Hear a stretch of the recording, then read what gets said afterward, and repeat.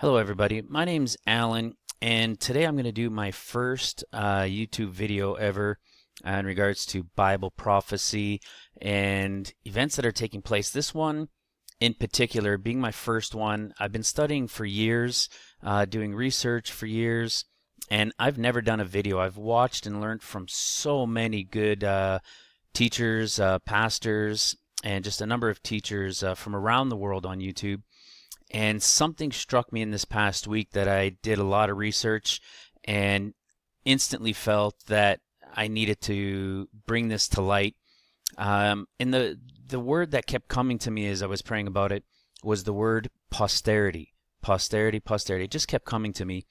And you'll see why. What we're going to talk about today is the mark of the beast, the days of Noah, and how it relates. And at the end, like me, I'm sure you're going to be blown away. You're going to see exactly what it is, exactly what the Lord meant when He said, "As the days of Noah." We'll get into that here. I'm not sure if this video is going to be one longer video that I'll piece together, but I'm using a Screen-O-Matic for the first time, and it only gives me 15 minutes, so I'm not sure if I'll be able to piece them together using just YouTube Edit, or if I'll do part 1, part 2, part 3. It just depends on how long it goes. But before we get into the days of Noah and the mark of the beast and what it really all involves, I'm going to just touch on this just real briefly, hopefully just 3 or 4 minutes here before we get into it. And that's what a lot of people, and this is what a lot of people have been talking about lately. But of that day and hour, no one knows. This is Matthew 24, verse 36. So, of that day, that day and that hour, no one knows. Now, we know that if God wanted to be more precise, He could have been more precise. He could have given us a lot more detail. But He says of that day and of that hour. Now, those that have been following a lot with what's been going on online for the Revelation 12 sign in the sky, I've heard people that say, other pastors say, oh, these guys are saying, or this person is saying, this is the date, this is the date. Never once has the person who's really discovered this and put this together, and those that follow him, ever said that this was the day and the hour. That's not what he's saying. But we do know that the Lord used it as an idiom. So to just touch on this briefly, I'll deal with it in another video. But He tells us to watch. He tells us we should know the seasons. We should know the times that we're in. And there is a lot to that, like I said, that I'll do in another video. But let me give you an example here. But of that day and hour, no one knows. Now, we know that had to do with the idiom of the wedding feast. Nobody knew the day or the hour. The bridegroom would leave to his father's house, prepare another place. Once he was done, he'd wait for his father's approval, and then bang, they would go back and get her. And so in that case, nobody knew the day or the hour. But also, of the only day, the Feast of Trumpets, that is 2 days. And the reason it's 2 days is because nobody knows which day, see, nobody knows the day, or the hour that they're going to see the crescent of the new moon. So it also relates to the day and the hour. So let's see if there's somewhere else in the Bible where it tells us maybe more detail as to, could God have given us more detail and really not wanted us to know the time, the seasons, the year, those types of things. Well, let's check this out. In Revelation chapter 9, verse 15, you have the angels that were bound in the Euphrates River. And look, in Revelation 9:15, and the 4 angels were loosed, which were prepared for an hour, and a day, and a month, and a year. So you see, it's very, very descriptive here that they were purposed for this time, this day, this month, this hour. It is extremely, extremely detailed. So compared to the day or the hour. So it makes a lot of sense that if we're watching, we would know the day or the hour. We wouldn't know the day or the hour, but we could know possibly the year, the month, if we're watching? Because here's the other thing. We go to Amos 3:7, and it says, "Surely the Lord God will do nothing, but revealeth his secret unto his servants the prophets." So we know from history that he's going to reveal to his prophets. Let's go back here. Now let's get into this. This will lead us into the days of Noah as well. If you look at Noah, and you see, "But as it were in the days of Noah, so also will the coming of the Son of Man be. For as in the days before the flood, they who weren't paying attention, they were eating, drinking, giving to marriage." Doesn't mean there's not going to be believers in the end. It's just stating they, as in those who aren't paying attention, were given into marriage until the day Noah entered the ark. Noah entered the ark. Well, what did Noah do? He walked with God. He knew God. And when they say walked with God, just like we say, how is your walk with the Lord? How's your walk with God? It doesn't mean he was physically walking with God. It means he was in the Spirit. He was praying. He was talking to God. And so Noah would classify as what? He would be a prophet. And who entered the ark with him? Those who he told and believed him, which were his family. So it's very, very similar that he will tell his prophets. They will know. And you can see how, there's people that are going to know because they're paying attention, and it's being revealed in its time. So I'm going to leave it at that for now, because there's a lot more that we can go into there. But this is about the days of Noah in regards to the chip and in the last days. And what has been revealed to me, I heard a little snippet about a week ago, and it caught me off guard. And when I heard about it, it was just a brief mention, and I started doing research. And we've heard about a lot of this, the Verichip company, and, a lot has happened with that. And I'm going to put that together for you here. But what I wanted to do here is let's go into the days of Noah. So I'm just going into eSword here, which is a great reference for Hebrew and Greek to get original descriptions, original word meanings. But the reason I wanted is because, as you saw, I have a lot of screens open at the top, and I'm running out of space to know what I have up there. So if we go into this, and we're here in Genesis 2, and the sons of God. Now, a lot of us know this. A lot of people that are watching, that are paying attention, that are watching these kinds of channels, know about the sons of God came into the daughters of men. They took wives to them, human wives. So what ends up happening here? They create giants.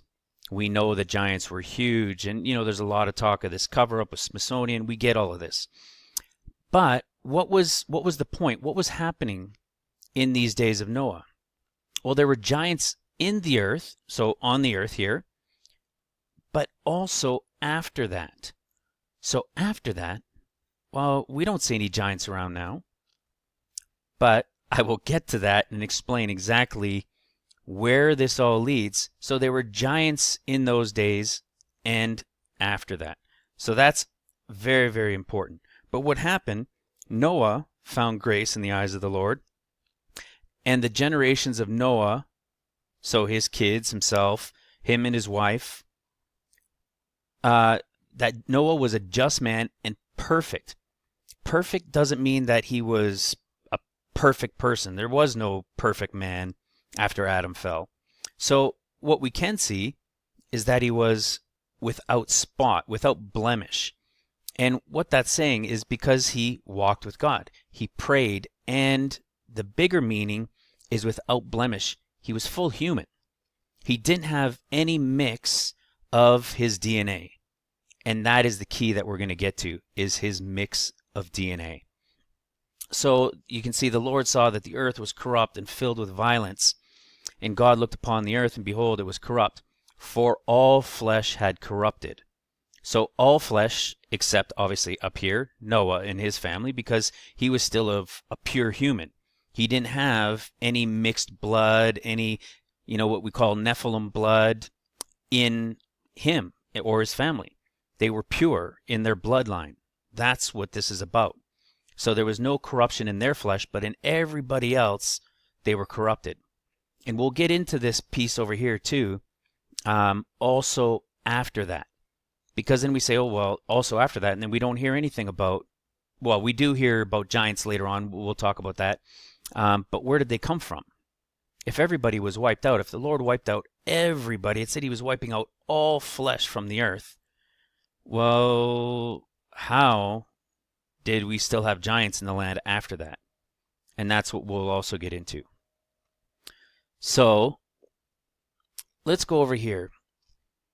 We've all, if not all, most of us have heard of this Verichip company. The Verichip company took a lot of flack, I believe because they had the name chip in it, and everybody started freaking out and saying, don't take the chip. Now, I've heard from a lot of, listening to a lot of pastors, and there's one in particular that stands out. I'm not going to mention his name, but a very big pastor, great teacher. He's an older guy now, and he didn't think that the chip, back when he had made this recording, was a big deal. You know, it just contained information. Now, obviously, yes, it's something to pay attention to and be concerned with, but it was just going to contain your information. You know, whether it be your banking or, you know, at that time and even now, it was going to contain maybe your health records and so forth for when you go to the hospital.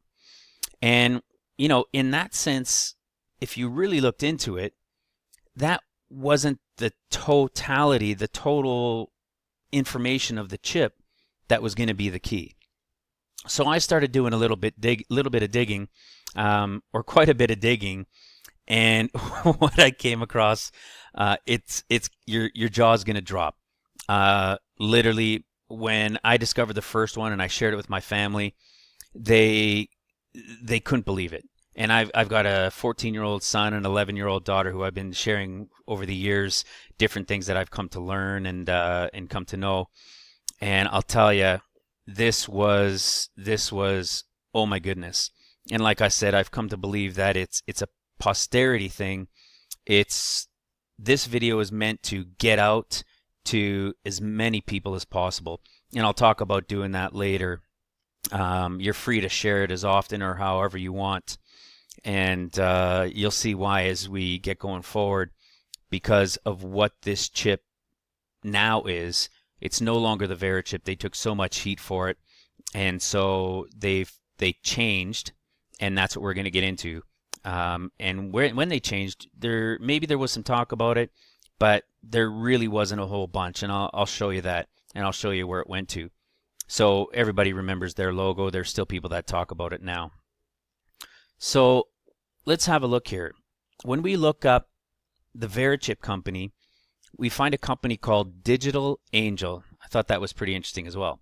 So this company called Digital Angel were the ones that developed the GPS, RFID, and they owned a minority position. And you can see here 49%. They owned the whole minority position in Verichip. And they diversified. And when they say diversified, that doesn't mean they totally disappeared and left all of it, but it just said that they diversified their stake, and I'll let you know more about that as well. But now let's look. Okay, so let's do some digging here and see what we can find on Digital Angel. Well, if you click on Digital Angel, this is what comes up. Jam Technologies. So it's no longer called Digital Angel, or maybe Digital Angel is the parent, but when you click on digitalangel.com, Jam Technologies comes up. They don't tell you anything. You can't click anywhere. You can't find anything else out about them. So what do? They're a provider of medical device industry, external identification of implanted medical devices. So now this company is involved in some way. We already know because they're connected to the Verichip. So they have the external technologies that can detect the chip in somebody and read whatever their medical information is on there. But they're also the RFID implantable component because, again, they're also part of Verichip, with the formerly named Verichip. So now let's go back and see what happens here. So after Digital Angel diversified, we don't know what happened there, but just that they diversified in 2008. After that, Verichip Corporation and SteelVault Corporate merged into a company called Positive ID. You could see why all this happened, why they were pulling away from the Verichip name, because it was so controversial, right? And the controversial Verichip human implant caused a lot of, just caused an uproar. When they changed to Positive ID a few years back now, there was a little bit of talk about it, but it just seems to disappeared, and don't really hear too much about it anymore.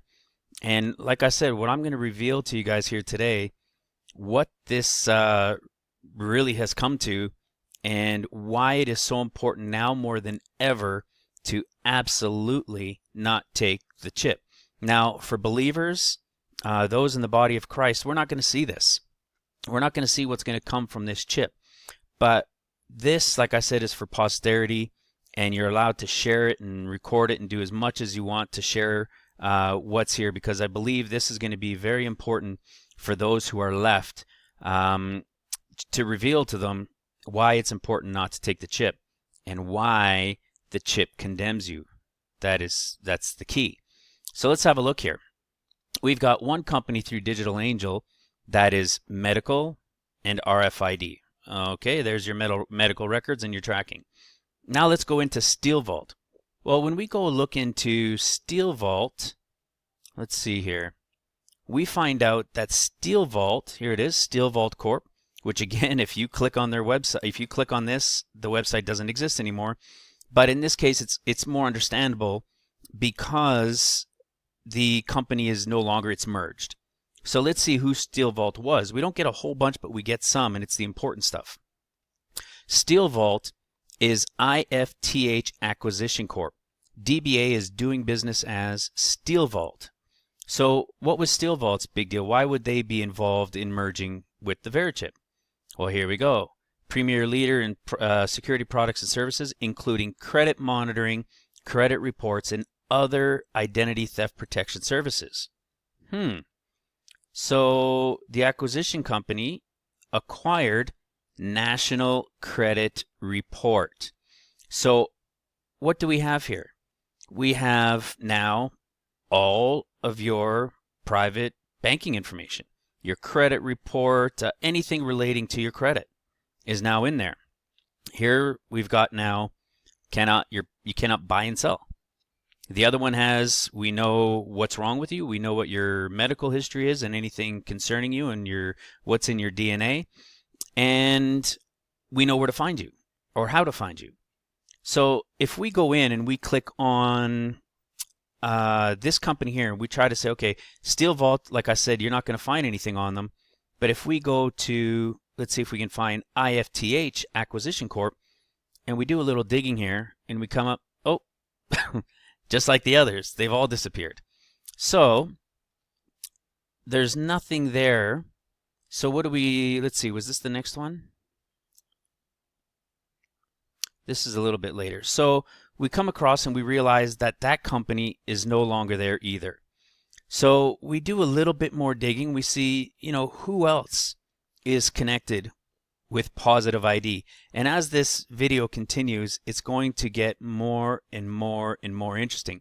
Some of this is starting to become new to many of you, I'm sure, some of this information, but it's going to continue and it's going to get crazier.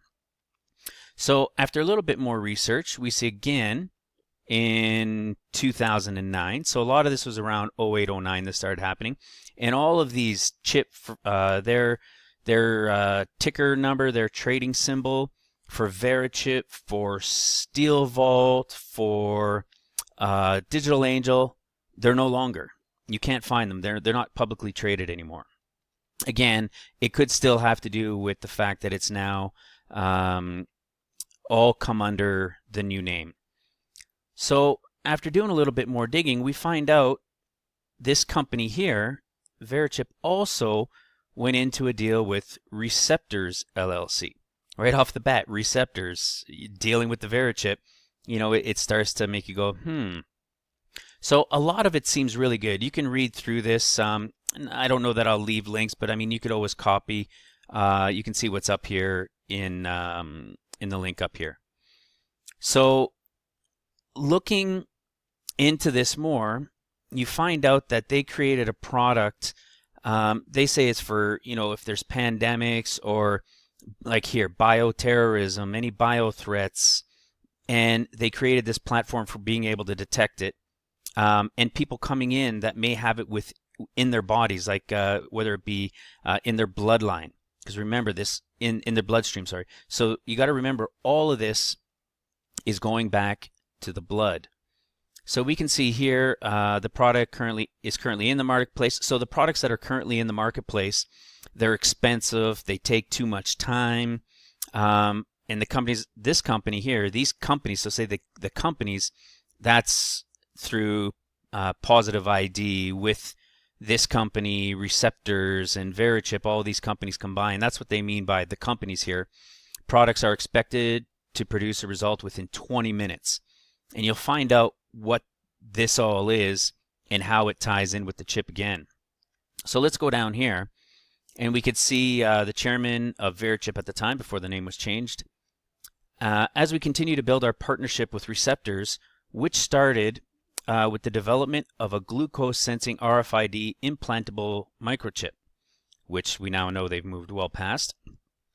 We're moving beyond patient identification to sensors that can be detected and identify illnesses and viruses such as influenza. Well, that's pretty crazy. Now they're telling you within the bloodstream that these receptors that this company, the Receptors company, has developed can now detect illnesses. And we got to remember, this is back in 2009 they had this ability.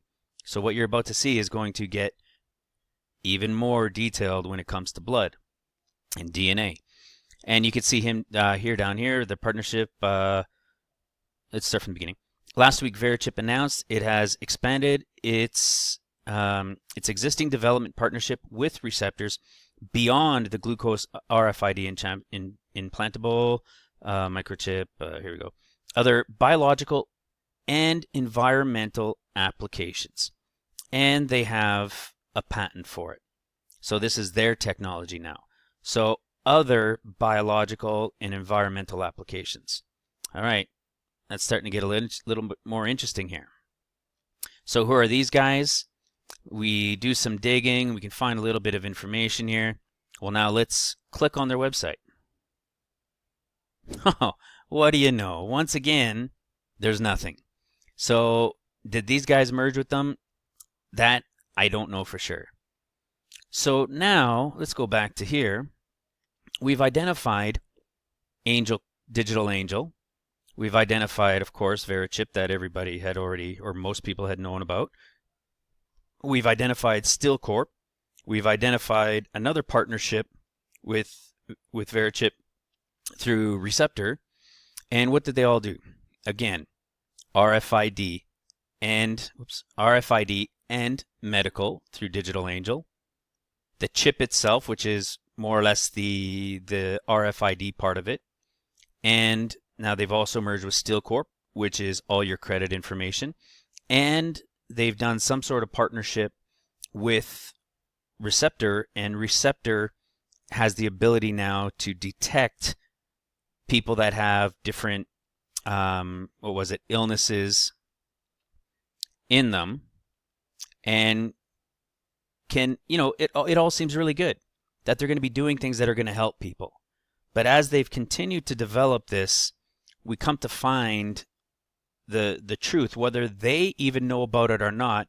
Somebody somewhere up there absolutely knows what's going to be going on with this, and I'm going to expose it here today. So now let's go a little bit further. Okay, we've done that. We can get rid of that window now. Now let's find out Positive ID, the main name in the whole thing. Now, when we say Positive ID, and when I'm talking about Positive ID, you have to remember, whoever's listening to this in the future, it may be a different name. It can come in ABC protection. It makes no difference what the name's going to be. It's understanding that what you're about to put in you is going to change who you are, and you'll see this. Or yeah, I won't get it. I'll let the build up keep going here. So we look up Positive ID. We can see formerly Verichip. You can tell there's the main piece of the Verichip logo. And let's look over here. Digital Angel is the parent company. Well, how about that? Can't find anything on Digital Angel except what we've already looked at, and a website that goes nowhere and just gives us a little bit more information. So now Verichip really here, it's talking about how it's been approved. I mean, we know that it's been approved for a long time, and that it's really, more RFID and tracking technology and so forth. Here, their merger with SteelVault and so forth. And we can go down and find out some more information. Again, a lot of people knew of this change. A lot of us have heard and maybe watched some videos and maybe even read some books of Mark Dice regarding the Mark of the Beast. And there were a lot of pastors, a lot of different ministers and ministries that said, this is wrong, and, based biblically, that's very accurate. And the point of this video isn't so much to enlighten anybody in the fact of not taking the chip. Every Bible-believing Christian knows you just don't take that chip. This is going to be for people who don't know, for one, and for two, to reveal to everybody what it means when it comes to the days of Noah. And how does this chip, regardless of the name, even though it's now under Positive ID, what it means in the days of Noah. It's going to get wild after this. So here, let's go now to Positive ID. We can just click on the website. And, oh, sorry, this one wasn't the website. This was a link to more information. This was a paper from the Positive ID website talking about their RFID chip and their acquisitions and, health ID, security ID, working with receptors. This is how I came across receptors. So all relating to making this chip more complete, if you will. You can find all of them: Verichip, SteelVault, cleared for FDA, for implantable, for health, for security, for dealing with receptors and what they did. And their patent and their information is very, very important for glucose, the technology that they have with glucose in regards to how it's received within the body. And of course, there you go, national credit. And now it gets into greater detail. Now we're going to go into Positive ID's website. And let's go right here. Let's go to their homepage. When we go to their homepage, you'll see one of the keys that pops up right here. Look at that. Oh, a DNA strand. Well, how about that? That's nice, isn't it? Because we know where we're heading here. Well, let's see the friendly people that these guys partner with. Who do these guys work with? Let's have a look here. Oh, they work with the Department of Defense, Homeland Security, NASA, and Special Operations Command. Oh, all of the friendlies, wouldn't you say? So the next step here, I'm going to put into a second video, is what this chip is all about, and it's going to be the final chapter. Thanks a lot.